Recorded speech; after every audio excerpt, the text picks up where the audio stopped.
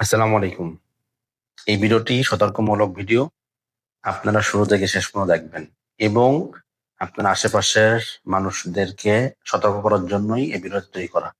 আপনি দেখেন বা না দেখেন, আপনার আশেপাশে যারা জানতেছেন এই দেশে যাওয়ার জন্য ট্রাই করতেছে বা অপেক্ষায় আছে বা ফাইল দিতে যাচ্ছে, এই দেশের জন্য বিভিন্ন এজেন্সির কাছে ফাইল দিতে যাচ্ছে, তাদেরকে এই ভিডিওটা দেখান।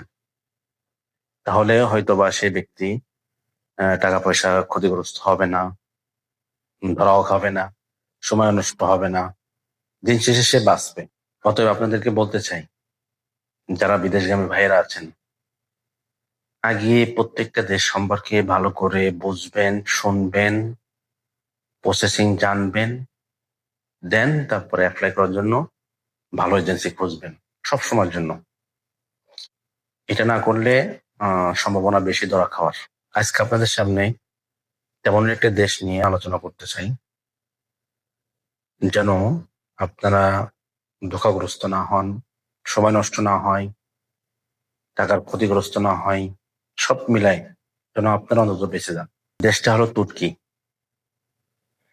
এই তুর্কি যাওয়ার জন্য শত শত মানুষের ইচ্ছা, আশা, আকাঙ্ক্ষা।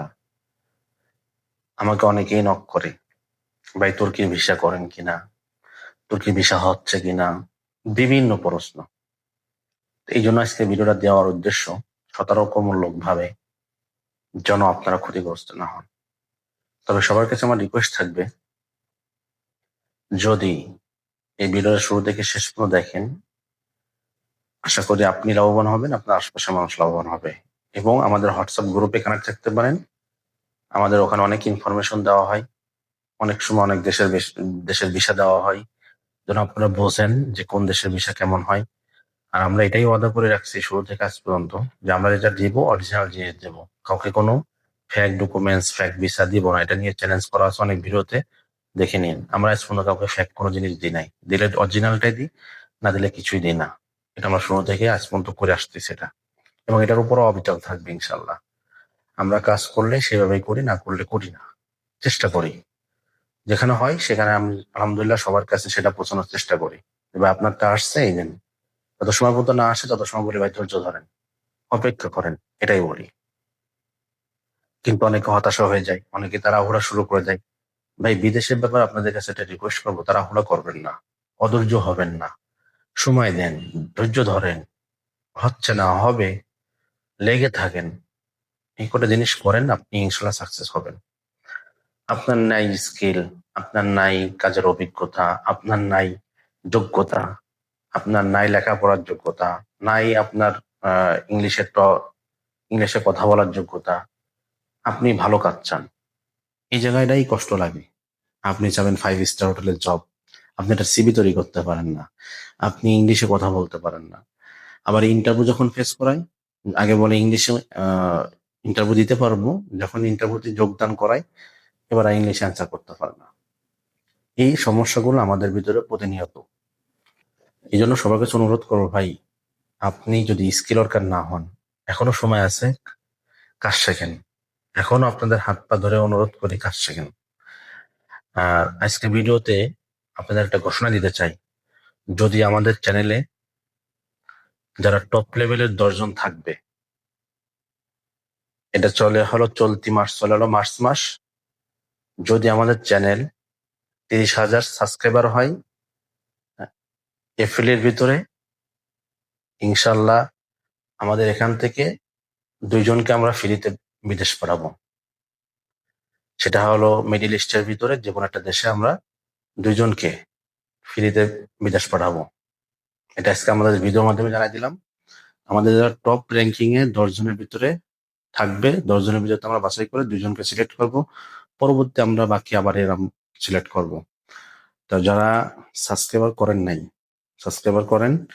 আর যারা আহ, এখন আমাদের টপ লেভেলের ভিতরে আছেন, তারা টপ লেভেলে থাকার চেষ্টা করেন। এবং আপনাদের কাছে অনুরোধ থাকবেন, আমাদের চ্যানেলটা বেশি বেশি সাবস্ক্রাইবার করাই দেবেন। এবং যদি আমাদের এপ্রিল মাসের ভিতরে 30,000 সাবস্ক্রাইবার হয়, ইনশাল্লাহ আমরা 2 জনকে ফ্রিতে বিদেশ পাঠাবো।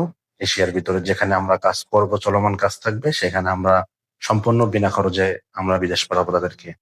এটা আমাদের আজকের ওপেন চ্যালেঞ্জ থাকলো, যারা ফলো করেন রেগুলার, আমি অনেক আগেই বলছি ভাই, অনেকটাই বলেছি ভাই, আপনি বিদেশ যাইতে গেলে এই পন্থা অবলম্বন করেন। অনেকেই দেখি আমাদের কাছে অনেকের মানে নাম্বার সেভ করা, তো হোয়াটসঅ্যাপ নাম্বার অনেকের সাথে সেভ করা, যারা আমাদের সাথে হোয়াটসঅ্যাপে কানেক্ট হয় তাদেরকে নাম্বার আমরা সেভ করে রাখি ফোনে, কখনো নক দিই না। বাট এমনও দিন দেখতেছি যে আলহামদুলিল্লাহ, আল্লাহ কাছে হাজার শুক্রিয়া, সবাই বিভিন্ন ঘাটের পানি খেয়ে যখন আর দিশা না পায় তখন আমাদের কাছে আসে। এটা আমি পরীক্ষিত আলহামদুলিল্লাহ। যেমন আজ কয়েকদিন ধরে অনেক পুরাতন যারা আমাদের কাছে অফিসে এসে ঘুরে গেছে, বাট ফাইল জমা দি নাই, বিভিন্ন এজেন্সিতে গিয়েছে, ধরা খাইছে, টাকা উঠাইছে, আবার ধরা খাইছে, এরকম বিভিন্ন ঘটনা ঘটছে। বিদেশ যাওয়ার জন্য আমাদেরকে রেগুলারই নক করতেছে। তা এখনো বলি ভাই, সময় থাকতে সঠিক পরামর্শ নেন। আপনি নিজেও ভালো থাকতে পারবেন, বিদেশ যে ভালো কিছু করতে পারবেন, এটা আমরা আশা করি। আর যে যার মাধ্যমে যান, আমরা আশা করি আপনি ভালো থাকেন, ভালো কিছু করেন, এটা আশা করি আপনার ফ্যামিলি ভালো থাকুক। আজকে যে বিষয় নিয়ে আলোচনা করতে চাইছিলাম সেটা হলো তুর্কি। তুর্কিকে বাংলাদেশ থেকে ভিসা হয় না, বাংলাদেশের ভিসা হয় কিনা, ওয়ার্ক পারমিট হয় কিনা, ভিসার খরচ কেমন, তুর্কিতে যাইতে ভাই কি কি লাগে, ভাই যদি ওয়ার্ক পারমিট না হয় টুরিস্টে যাওয়া যাবে কিনা, কেমন খরচ হবে, ডিটেলস আলোচনা থাকতেছে। অতএব যারা তুর্কি নিয়ে বেশি আহ আশা ভরসা করেন, আমি তাদের কাছে তাদের কিছু প্রশ্ন আমি কিছু লিখে রাখছিলাম, যে ভাই এখানে কিছু বিষয় আছে, তুর্কির ওয়ার্ক পারমিট নিয়ে আপনার সামনে আছে কিছু আলোচনা করতে চাই। সেটা হলো, তুর্কিতে ওয়ার্ক পারমিট হয় কিনা। তুর্কিতে ওয়ার্ক পারমিট হয়, এবং বাংলাদেশ থেকে হচ্ছে কিনা। যদি তুর্কির কোনো কোম্পানি সরাসরি আপনাকে হায়ার করে তাহলে ভিসা আপনি পাবেন। আর যদি কোনো এজেন্সির মাধ্যমে এই মুহূর্তে তুর্কির জন্য আবেদন করতে চান, তাহলে আপনার বাংলাদেশ থেকে ধরে রাখেন আপনি হবে না, আদৌ আদৌ ভিসা হবে না, কারণ ওয়ার্ক পারমিট ভিসা বাংলাদেশ থেকে বন্ধ তুর্কির। এটা হলো এক নম্বর বিষয়। সবাই তুর্কিতে যাওয়ার দুটো কারণ আছে। একটা আছে যারা ইসলামী মাইন্ডেড, তারা তুর্কি দেখছে অনেক ভালো মানের, সুযোগ সুবিধা ভালো, এই জন্য তুর্কি যেতে চায়। আর এক শ্রেণীর মানুষ হলো তুর্কির থেকে গেম দিতে চায়, তা এই জন্য সবাই তুর্কি শর্ট টাইমের ভিতরে যাওয়া যায় এই চিন্তা করে তুর্কির জন্য সবাই নক দেয়। এবার আসেন ভাই, তুর্কির ভিসা আদৌ হচ্ছে কিনা, তুর্কির ভিসা ওয়ার্ক পারমিট ভিসা হচ্ছে কিনা। আপনারা অনেকেই মন্তব্য করবেন, ভাই আপনি তো ফেক ভিডিও বানাইছেন, এটা আপনার কথা আমার বিশ্বাস হয় না। হ্যাঁ, হবে না, এটাই স্বাভাবিক। তুর্কির এম্বাসির ওয়েবসাইটে আপনি ঢুকবেন, গুগলে সার্চ করবেন, তুর্কির একটা এম্বাসির ওয়েবসাইট আছে, সেখানে আপনি ডিটেলস পাবেন।